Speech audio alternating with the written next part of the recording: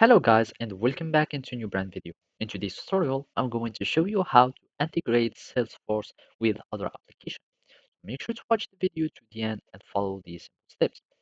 So basically, when it comes to integration, it depends on many services. So basically, most of the services, if they are some kind of CRMs or any other type of service, they will probably have some integration to do with Salesforce.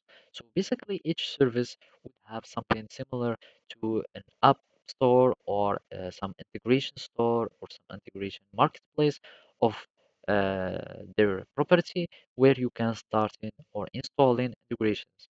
And basically, you would need just to go to this service integration and search for the Salesforce.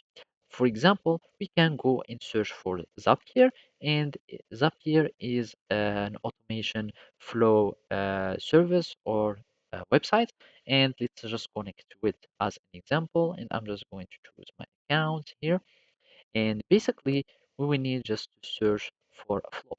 So here we can go to the apps and we can see or we can find uh, in the home if we search for some already prepared apps, we can find, for example, the Salesforce.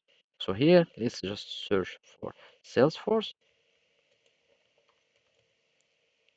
And we can find, as you can see, many templates concerning the Salesforce itself. It can connect Salesforce with some other mails. It can connect it with Slack, and it starts filtering some information. And it has many templates for Salesforce. And basically, this would apply for many websites like Shopify and many other uh, services that will have Salesforce integration for them. So basically, this is how you can do it. Thank you for watching and see you next time.